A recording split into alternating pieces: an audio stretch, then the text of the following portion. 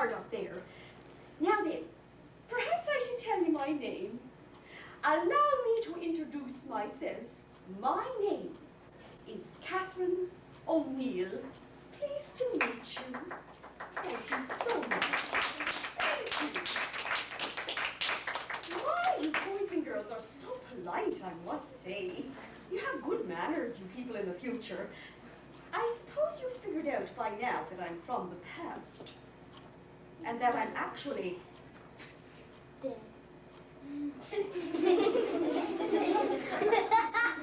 Well, for lack of a better word, I suppose we could say dead, yes. That's right, I'm dead. I'm a ghost! But not the kind of ghost that goes, boom! I don't do that. I'm a friendly ghost.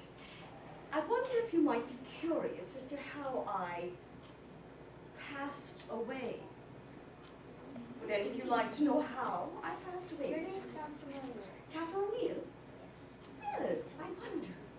Perhaps we're related. I don't. You don't think so? That's too bad. I would have liked to have been related to you. I think I read you in a book. You read about me? Yeah, in a book. Well, this is an appropriate place to be reading from a book, isn't it? It's a library after all, and I think it's a wonderful library. All that information you have at your fingertips. Well, let me tell you. I'm a ghost from the past, but I'm a friendly ghost. I died because one day up north, where it's really cold in the winter, I had to deliver an important message by horse along a trail from Barkerville, where I lived, to a town a little ways off called Marysville. I know what that is. You know what that is? Good for you. I was going along with my horse and everything seemed fine. And then all of a sudden a big snowstorm began. Well, my horse was thrown off, totally thrown off, tripped over a log.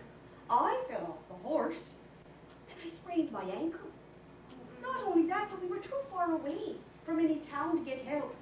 So I'm afraid I froze to death. But don't worry, it's because of my untimely death at the age of 34 that I've got the privilege of being here with you today. Now, some of you may think 34 is kind of young to die. Well, it is a little young, but you know, back in my day, 34 was pretty average age to die. People only lived to 50 or 60 years of age back then, especially the miners. Now, who can tell me why the miners wouldn't have lived very long? You have an idea? So the smoke and they could get hurt by the explosives. They could get hurt by the explosives. Later on, when the industrial mining started and they were building big machines and things like that. But in the 1850s and 60s, when most of the miners came with nothing but the clothes on their back and that. Who knows what this is? Yes? A pan looking for gold. A pan. Now try to imagine who in this room has traveled by horse and carriage or... Oh, excuse me, you don't have horses and carriages anymore. How do you travel? Cars. Cars. I see, cars. And, buses? Yeah. And what else? Bikes, trains, boats, airplanes. Well, boats I know. Aeroplanes. Aeroplanes.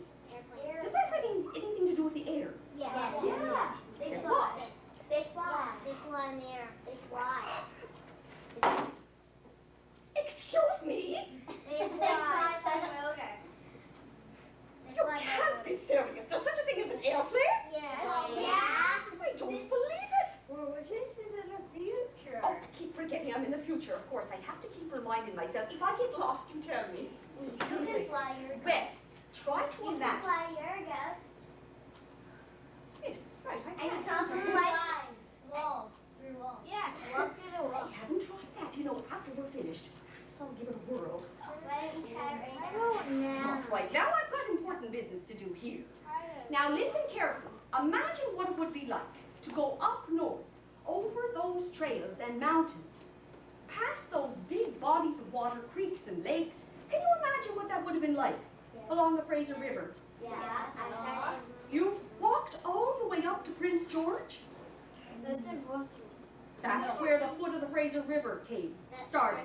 Prince George. No, we can imagine. Well, these miners would have nothing but the clothes on the back and a pack with some equipment and a pick and a mug, and they'd have their pan, and maybe they'd have a mule if they were lucky. A mule, you know, they'd pack the rest of the stuff they wanted on mules, and they'd dredge up the mountains, and they'd through their rivers. It was hard work, if you can imagine how. But I have to tell you, around my time, there was such a thing as a train. Do you have trains? Yes. Splendid. Now, the train is quite a wonderful thing. They had no trains going up north to Barkerville when I was going there, but they did have a train coming across Canada. The last part of the train between Winnipeg and the town site of Granville was called the Grand Trunk Railway. The town site of Excuse me, do you know where the town site of Granville is? Sounds like Ontario. Victoria. Fort Victoria. What? You mean Fort Victoria? Wait, it sounds familiar. It could be the same place, Victoria, Fort Victoria. The town site of Granville. Now, you go down a big hill, right? And there's a body of water. I think it's called the Burrard Inlet. You go across the water, and then there's a piece of land there with shipyards and businesses. What's it called? Vancouver. Vancouver Island. That's it, Vancouver. That's what it is. Island. Oh, right, and just down the road across the Burrard Inlet, right? You can walk down the bottom, and then you go across the water by boat. And that, isn't that called Vancouver? Yeah. Down is Island. Yes, down. Vancouver Island. That's another place further off. That's where Fort Victoria is. I'm talking about the town site of Granville.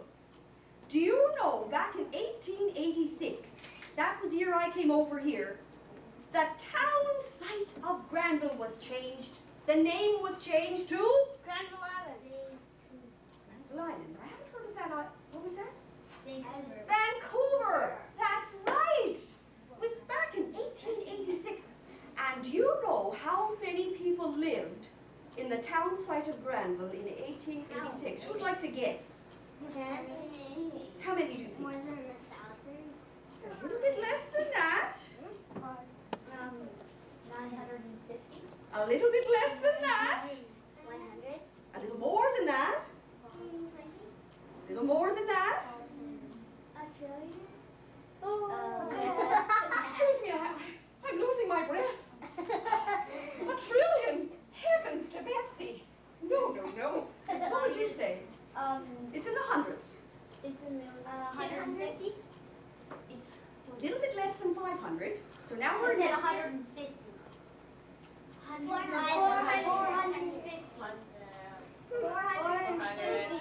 450. 400. You're very close. 433. 433 residents lived here at the time in 1886 over in the town, Vancouver. I have to remember to call it Vancouver so you know where I'm talking about. Oh, it's just so confusing for me. Back and forth from the future and the past. I can't believe, but it's very exciting and I'm glad to be You here. are right now? Pardon me. You know where you are? Like what town you're in? What area? What building? I'm in, North Vancouver. yes, I'm in North Vancouver and it's the library. Yeah. Yes. Where? Where It's in the the library? library. Where? The North Vancouver City Library, yes, and the year today is 19. It's just, I know it's just before the turn of the century. That's right, 1999, and I came over here in 1886. Now let me think, how many years is that? I'm not very good at my math, I'm afraid. Let's see, if we- 1986. Where was it again? 1886 and 1999. Now how many years would that be? Roughly 120. 130. Rough 113 years. I think you're right, young man. Very good. Very good math skills. 130. You know what I'm thinking? 1886. Did you have something to say, dear? I think you came here 8 years ago. 8 years ago. Well, 1886, and this is 1999. That means it's over 100 years ago. Does anyone know anyone who's ever lived 100 years? You do? Who?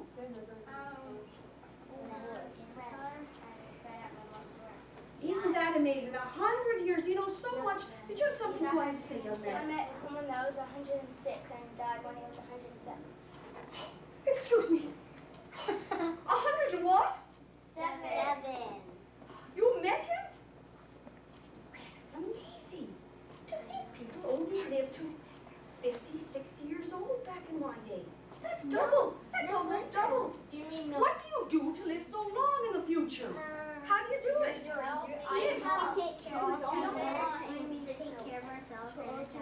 How do you take care of yourselves and each other? What do you do? You exercise. Exercise. We don't work so hard. Now, I think you have a very good point, young lady. You got more machines to do work. Does that mean that you're a little lazier then? Some jobs you have to walk halfway there. Well, that's good for you to walk. We have TV. You have, pardon me, That's video games. you have, is that a disease? Yeah. TV? It sounds like a disease. It's a machine that you want to display things or display news somewhere else. It's a magic car. Now, hold on. Are you telling me that you sit down in front of a box? Yes. Now, why would you want to sit down in front of a box? It's a magic box. There's video games. You can change channels. You can watch TV like the news. It tells you the weather. There's a little like fun. and we can tell what buttons. We can play video games. Does that mean it's far away? It's remote. No. You can change. You can turn it off. You can turn it on from the distance. You press a little arrow, an arrow that's pointing up. It turns the channel up. Or volume. Or volume. If you say you're on channel. Okay, but boys and girls, please. I must tell you this. There's video. I must tell you this. This is a lot of information for me to be taken in right now. Could you slow down a little bit? Yes. And this is frightening. I might lose my ghost powers and end up back in the 1886 in my grave if you don't stop. Now slow down, one thing at a time. This is way too much information. Okay, yes. I forgot. Okay. Well, I just want... Only you two, and after that we're going on to the next topic. Yes, sir. Do you know how many people live here now? 780? No. Over 1.2 million. 2 million. Excuse me for a second. What did you say? 1.2 million. Excuse me? 1.2 million. Dollars. A moment, please. 1.2 million. Oh, all right then. Things have grown a little bit, haven't they? They've grown a lot. Well, I want to sing a little song with you. And it's got to do with Vancouver and the surrounding area and the settlers who came out here. Now, who can tell me what the word settler means? Yes. People who come from a different country or continent and come to live on. That's right, pioneers and settlers. Now, who do you suppose these settlers were that came here back in the 1850s, let's say? Because that's a period that I'm concerned with. Yes. The English and the French. English, Marco French. Polo. Yeah, from all over the world. All over the world. China, there were lots of Chinese that came. The Chinese were very hard workers and they didn't mind working the mines that the miners gave up on. How do you know? And they would work so hard and they'd still manage to find lots of gold. And of course there were the people from, yes sir. You know, a lot of people live in China, over 1 billion live in China today. Yes, well, I'm not even going to begin to think about that. That's over my head totally. All right, the song goes like this. I'm going to say Vancouver, and then I want you to yell out, nice and loud afterwards, Vancouver! All right, let's try this. Vancouver. Vancouver. So young and so old at the turn of the century. Vancouver. Vancouver. Its history unfolds as far as the eye can see. West of the Great Lakes, north of the border, south of Barkerville. Captain Vancouver laid his claim and his name is with us still. Here we go. Vancouver. Vancouver. So young and so old at the turn of the century. Vancouver. Vancouver. Its history unfolds as far as the eye can see. Back in the days of the pioneer, the land was filled with gold. Thousands of settlers came to the west. Their stories are still untold. Here we go. Vancouver. Vancouver. So young and so old at the turn of the century. Vancouver. Vancouver. Its history unfolds as far as the eye can see. They came to the town site with a hope and a dream, ready to risk their lives, leaving their families, their friends and their homes, their children and their wives. Here we go. Vancouver. Vancouver. So young and so old at the turn of the century. Vancouver. Vancouver. Its history unfolds as far as the eye can see. Vancouver. They traveled north through treacherous trails. Danger was everywhere. Those that made it north to gold had to fight tooth and nail. Here we go. Vancouver. Vancouver. So young and so old at the turn of the century. Vancouver. Vancouver. Its history unfolds as far as the eye can see. Many of the young men's dreams had failed. No gold was ever found. They were all alone, so far from home, buried in the cold, cold ground. Vancouver. Vancouver. So young and so old at the turn of the century. Vancouver. Vancouver. Its beauty unfolds as far as the eye can see. Woo! Give yourselves a round of applause. Give yourselves a pat on the back. Give yourselves a hug. That's lovely. Now, you know, the most exciting part of my journey here to this vast country you call Canada was actually the trip up north on what's called the Caribou Trail. I know that. You know about the Caribou Trail? Well, we had to go up that trail, and it wasn't a bad trail. I mean, it was built by the Northwest Mounted Police, so it was well built. But we went up mountains so tall and so high, you'd look over the stagecoach like this, and guess what you'd see down there? Water. Miles down, you'd see water. It was frightening. And not only that, but it was Rapid. very Cold. Cold. painful. Guess why it was painful? Why do you Waves. suppose? Hard waves. Well, you're in a stagecoach. Why would it be painful? Bumps. Who said that? You got it. We'd be sitting in the stagecoach and we'd be like this. Well, we're riding a kangaroo. Just about. Can you imagine? Day after day, it took us weeks to get up there. Sitting in the stagecoach going boing, boing, boing, boing, boing. Well, I tell you, I couldn't sit down for a week after when we finally arrived. Now, the reason I came out here, I didn't tell you why.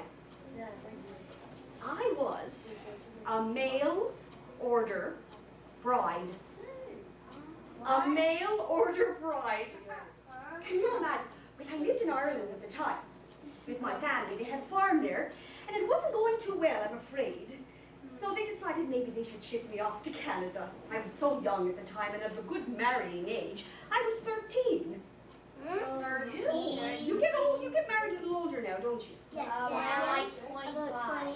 25. Oh, you're an old maid when you're 25. Actually, you're old when you hit 60. Are there 13-year-olds here? could be married sooner than a cat could wink its eye if you wanted. You're the married age, back in my day. Well, I was a mail order bride, and that was back in Barkerville, up in Barkerville, where there weren't many women, you see. Women were scarce, and the men wanted to have families and company to keep them happy and companionship, you know. So what they would do is they would get these pictures, you see, by mail, and they'd look at the pictures of all these different women. And they would go, well, I like the look of this one here. What's her name? Well, her name is Catherine O'Neill. Catherine O'Neill, huh? How old is she? Well, I think she's about 13. 13. All right, send her over. I'll marry her. Just like that. So I ended up going all the way across the ocean to a country I'd never met, to a man I'd never met, up in the cold, cold north. Can you imagine a mail order bride? Now, the reason I came here is different from most of the other people. Most of the other people that came, it was for the gold, right? They wanted to get it rich. They wanted to strike it rich, you got it. And like I said before, they come up with their paths, right? Now, it was interesting watching these miners and what they did. Oh, I tell you, what they would do is they'd go up to a creek. They'd look for creeks, bubbling creeks like so. They'd walk alongside the creek. And then they'd see, oh, there's a bend in the creek there, and that, oh, look at that rock over there. That's a nice old rock. Let me take a closer look. Ah, it's galena. That's a good sign. Galena is a very old rock. Where you find galena, you might find Gold underneath it. So the miner would go, all right then, I'll go over there and check it out. So he'd go over to the rock and take his pick. You know what a pick looks like? Yeah. All right, and he'd swing his pick over his shoulder like this, and he'd attack that rock with his pick. And he'd go clang, clang, clang, until the rock had been chopped away. All right? Then he'd take his pad. Excuse me while I sit down here. And he'd take his shovel. And do you think you know what he'd do next? He'd shovel the earth into the pad, halfway full. Then he'd put his shovel down, take the pan, and he'd Scoop in some water. scoop in some water, and then he'd do it like this. He'd go back and forth and round and round, back and forth and round and round. Everyone pretend you're holding the pan in your hand. All right, now, you're going to go back and forth and round and round. Now, watch when you go round and round, you don't spill any water yet, because you want the water to seep down to the bottom of the pan. Back and forth and round and round. Now, once the water is seeped through, what are we going to do now? Who knows? For gold. We're going to slowly tip it out to get the gravel and the sand off the top. And then we're going to do it again. And we repeat until all the gravel and the sand is off the pan. And what are we looking for? Gold. Now, why wouldn't the gold wash out of the pan? It's heavy.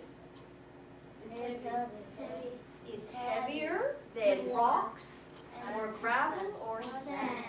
So it stays in the bottom of the pan. That's right. All right, now I tell you what we're going to do. We're going to go on a mining trip together. So, in order for us to go on the mining trip, you have to sit in such a way that you can march with your feet on the floor. Or with your hands if you want. Whichever's more comfortable for you.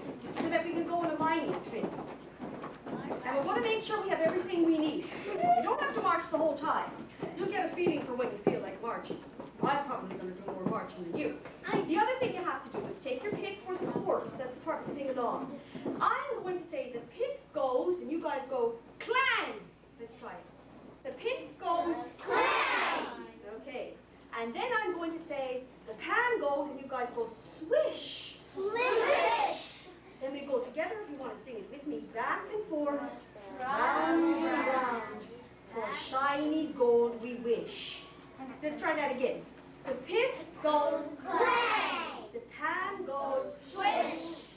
back and forth, round and round, for shiny gold we wish. Now, if you want, you can put your hands there like you're really hoping and praying for gold. That's a lovely thing to do, all right? Now, here we go. We're going to start our mining trip.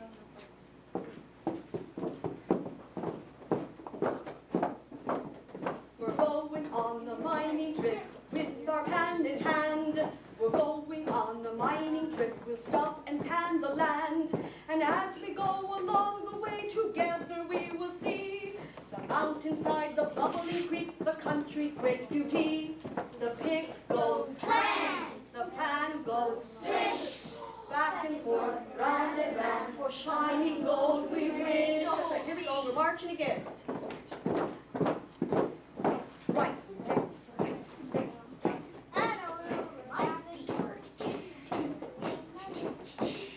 we're going on a mining trip, we'll stop and pan the land.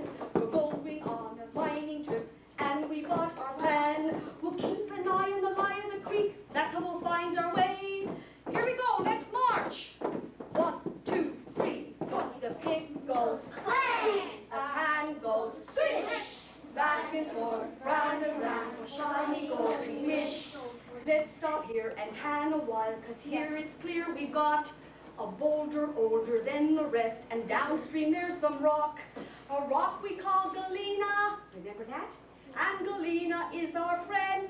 We're gonna find some gold, we'll fight to the very end. The pig goes Clang! the pan goes Swish! back and forth, round and round, for shiny gold we wish.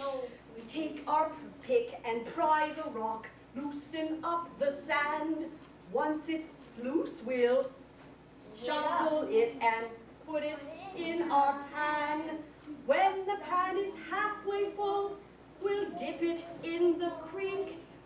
Keep it level with our hands and watch the water seep deep into the bottom of the gravel in the pan. Let the water spill off the top, center it again. That's the way we pan for gold, we work with gravity, because the gold is heavier than rocks or sand could be.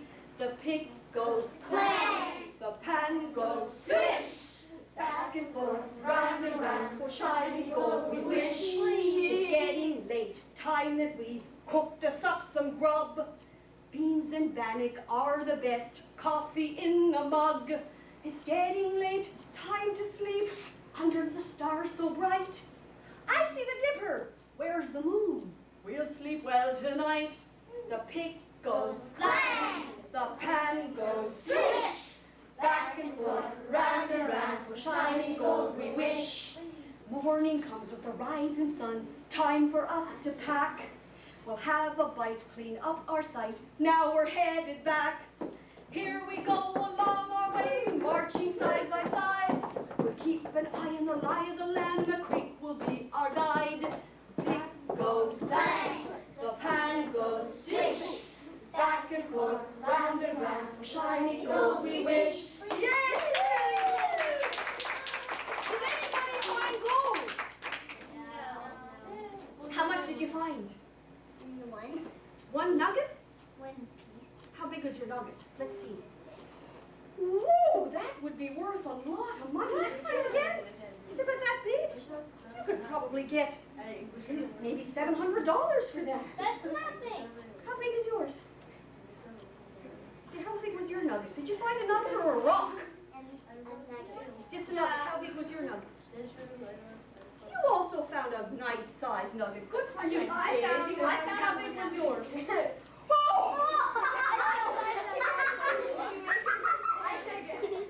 Excuse me while I rest. Do you know? Remember I spoke about Billy Barker? Who remembers I spoke about Billy Barker? Now the town I'm from is called Barkerville. Now you don't suppose that the town was named after Billy Barker, do you? Yes. Was he named after dogs? Oh, you mean barking like a dog? That's so funny. Now, Billy Barker, listen here very carefully, struck it rich in 1862. That's before my time. And when Billy Barker struck it rich on Williams Creek, right, there was only a handful of miners living up there, and it wasn't called Barkerville at the time. How much is a handful? A handful, well, I don't know exactly, but nothing compared to what there is when I was there. Now, once Billy Barker hit pay dirt, and word spread that his claim was worth, are you ready for this? $600,000. Whoa! $600,000. Well, once the word spread about that, what do you suppose happened? 20 billion. People kept just getting off making money. You would not believe the miners that came up there. Quicker than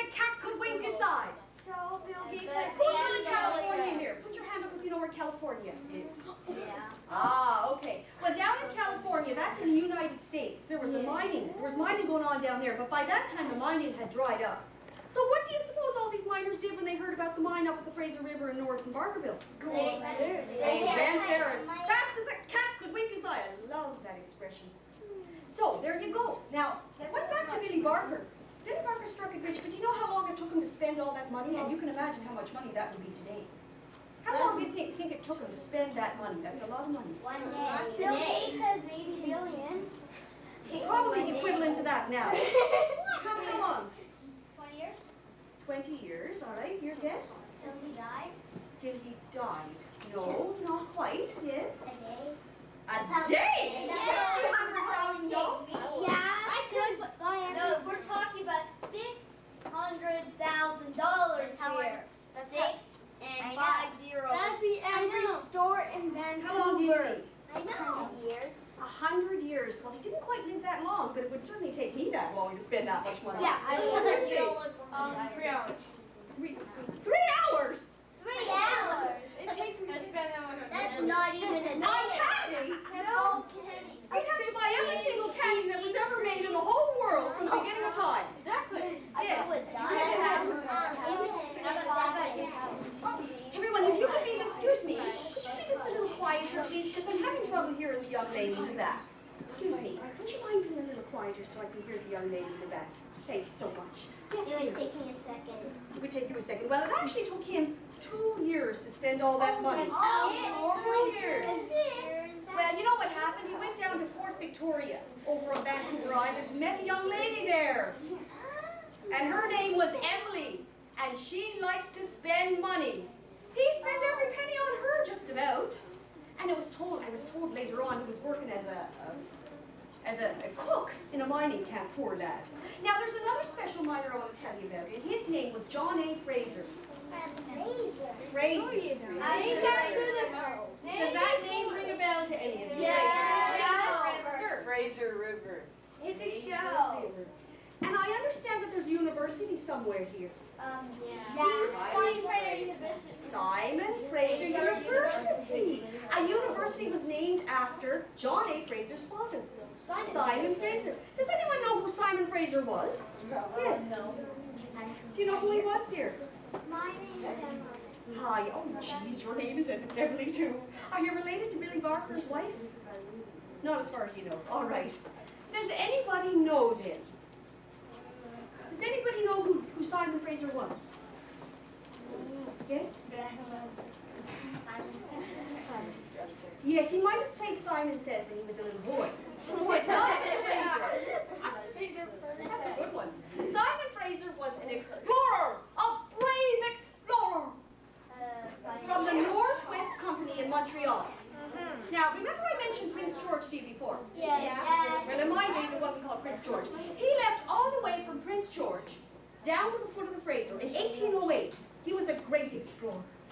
Now, mind you, his son, John, wasn't quite as fortunate. He took all the money from the farm that he inherited from his father and went out west to mine, and what do you suppose happened to him? He died. He died. He died the very same year he came out.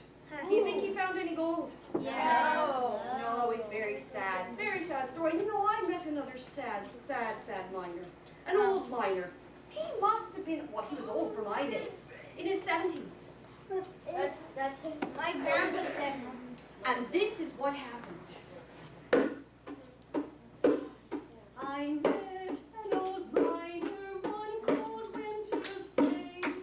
I met an old miner, to me he did say, I once knew a young maiden, I loved her so.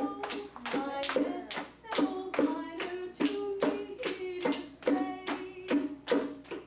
far, far away, no hope do I see.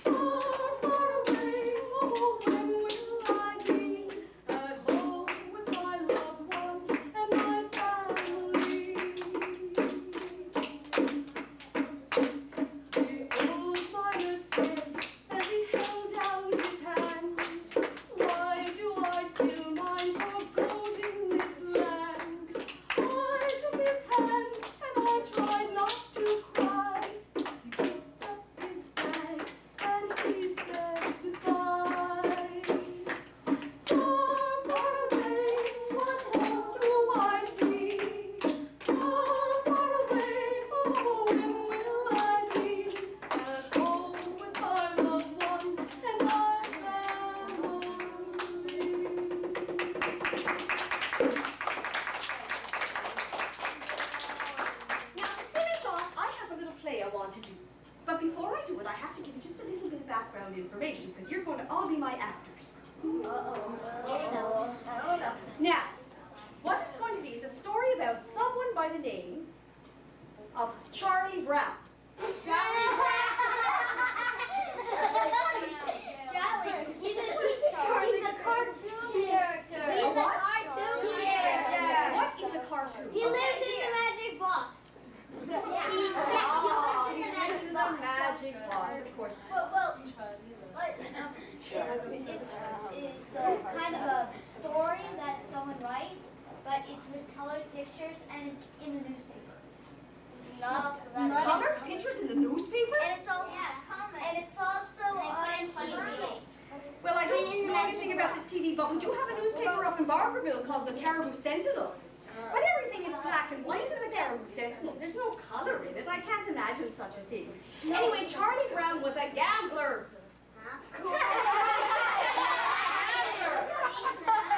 Now, do you people know what saloons are? What's a saloon? Who can tell me what a saloon is? A bar where that only adults can go in. Well, there aren't any bars in it, I don't think. There's no place where you can buy alcohol. Anything you drink. Place where you buy alcohol. Well, that's right. There's a lot of drinking that goes on, unfortunately. I don't approve of that. However, there's gamblers in there, and the gamblers make more money than the miners. Do you know why? They gamble and they cheat. Now, who's going to be my Charlie Brown? Me! All right, you come up here, sir. Now, Charlie Brown. Charlie Brown came to the East Kootenays many years ago. The East Kootenays, I don't know if you know where that is, but there was a big gold rush in the East Kootenays just before the turn of the century. That's down near, I think, you know Cranbrook. You've heard of Cranbrook, haven't you? Yeah. You go west, and just before the border, where it changes from British Columbia, the border to Alberta. Oh, the one that goes east. Southeast in British Columbia is the Kootenays. Now, there was a man there. I'll give you a little bit of background, Charlie, all right? Just so they can figure out when. Charlie's actually from Fisherville. Fisherville's a mining town not too far from Fort Steele. Fort Steele, yes.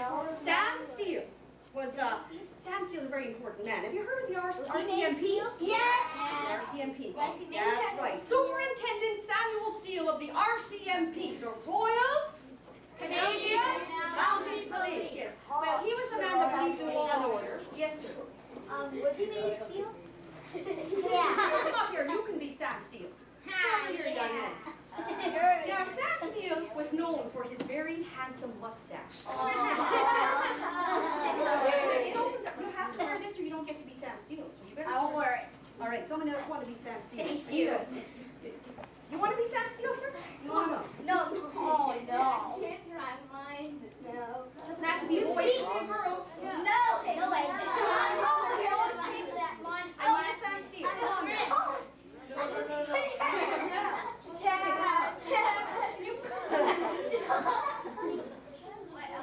You have to stick it on. It's got a little claw-like thing. All right, Here, I'll just hold it. all right. Can you put a deep voice on? I'm Sam Steele. Can you do that? I don't want to. Oh, well, never mind. Tell you what, we won't have a... Come back here. We won't have a Sam Steele. Instead, we'll have Peter O'Reilly, the judge. There you go. It's easier. All right, now, come here, Charlie. Now, Charlie was a no-good drifter and a gambler and a cheater. Now, Judge O'Reilly.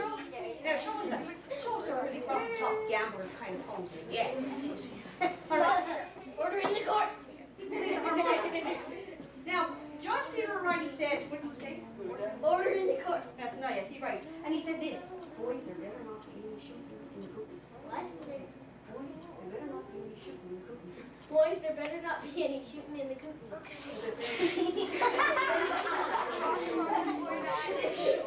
Because if there's a shooting or a cheating, there's gonna be a hanging. Yes! All right, so, we gotta be careful with this judge, right? Now, meanwhile, this no-good drifter, Charlie, was sitting in the bar. Saloon, I should say. You call it bar. And he was playing cards. And he was caught cheating. So, now who's going to be my Constable Wright? Come here, Constable Wright. Let's have our jail right here, all right? We'll make a little bit of jail. You take him and you put him in the jail here. Me? Yes, and we're going to make the jail in such a way that we know exactly where the jail is. Right in here. Put that no good cheater in jail. Throw him in there. Throw him in there with a baseball. Now, Constable Wright, come over here. Constable Wright said to him, he said this, he said, Get in there. He says, All the prisoners have to work on special duty. you're going to be on cemetery duty. You're going to be on cemetery duty. And he said, no. And he said, in that case, you put on the ration and water and bread. In that case, you'll put on the ration. Bread and water. Bread and water. Bread and water. And he went, whatever it takes, right? So off he went. Constable Wright, and arrested another no good person. Now where's that? Oh, there he is over here. Lost a gunfight. And killed an innocent bystander. Now off he went to jail. Here, I'll be the next bystander. You're gonna be dead? Yeah. Put him in jail. All right, now. The judge said to this fella here, let's give him a name. What's your name? Pinky. All right.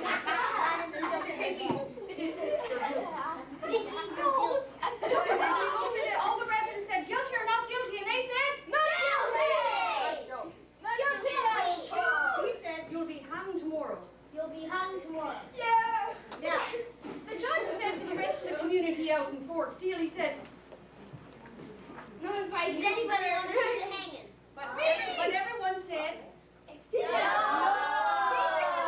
and then Charlie said,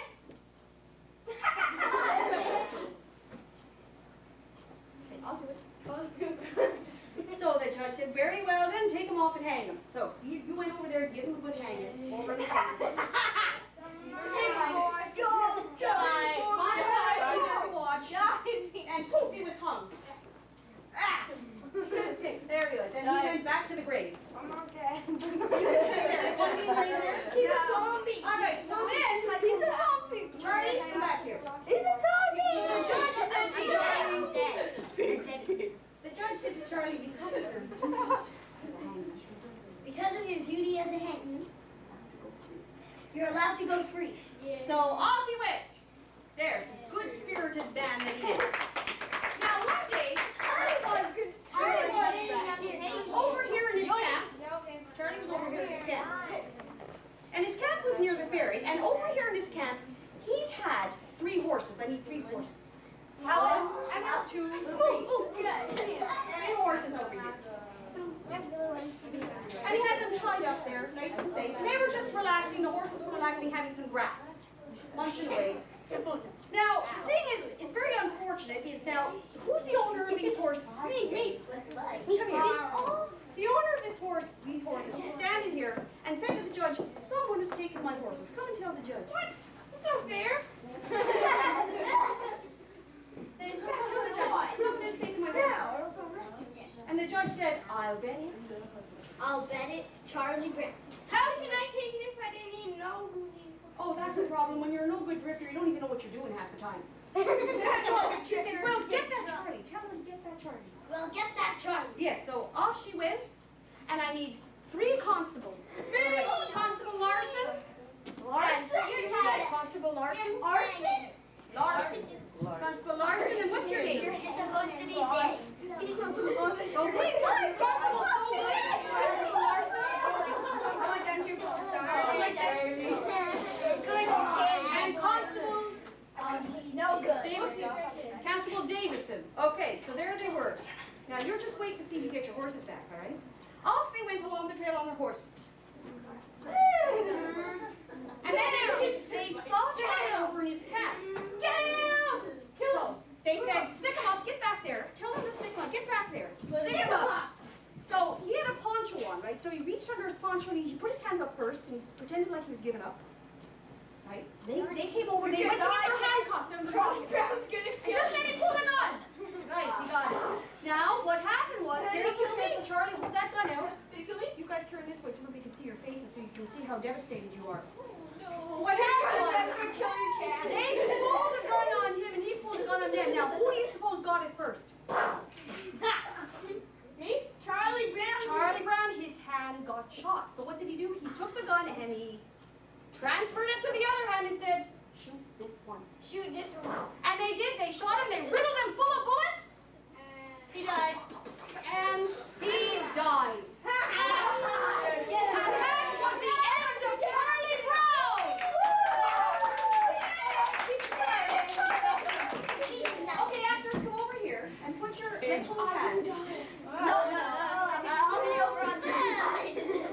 Now, all of you two are the actors, so I want you guys to give yourselves applause as well, all right? Now, we're going to bow on the count of 3.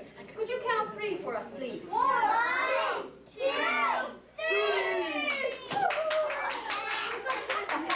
Try that again. You guys have to clap for us. 1, 2, 3. Acting, you're supposed to sit down. Charlie, can I have your part of him? My elbow hurts. We got sugar happy on that. Hey, the boys and girls, you know what? I have to sit down. Excuse me. Is it cold in here? No. Are you sure? Medium. Stop it. It's medium. It's hot in here. I'm not doing very well. What time is it? 11:30. No. Is it almost 2 o'clock? It's midnight. What time is it? It's 3. 5.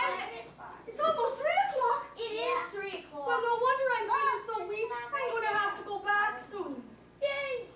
Oh, boys and girls, I'm getting too weak. I'm going to have to go back into the past. Goodbye, boys and girls.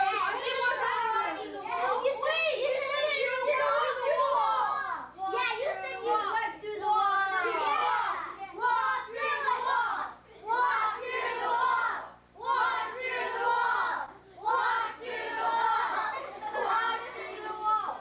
Okay, have a good one.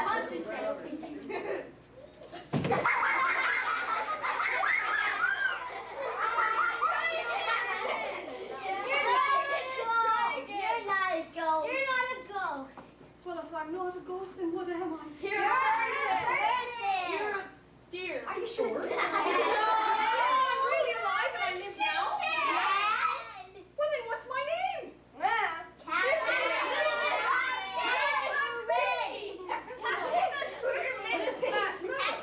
Would you come here, please? Oh, I'd love to. Can I help you? What's your name? My name's Janet Chichi. Oh, it's a pleasure to meet you. Nice to meet you too. Do you feel self-conscious showing all this skin? No. I'm so amazed. These children insist that I'm actually from the present. Well, I thought perhaps you might be. What do you suppose my name is then? Pinky. You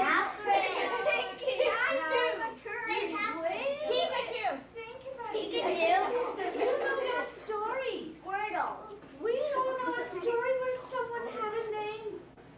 Think about it. Oh, wait a minute. Catherine. It has something to do with wrinkling. Hello, Mrs. Ring. No. Rumpling. Rumpling. Rumpling.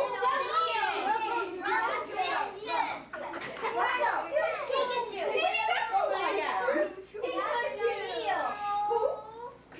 Well, that's the name I was back in the 1880s, but maybe I've got a different name now that I'm in the present. Maybe. You're what? What's a hint?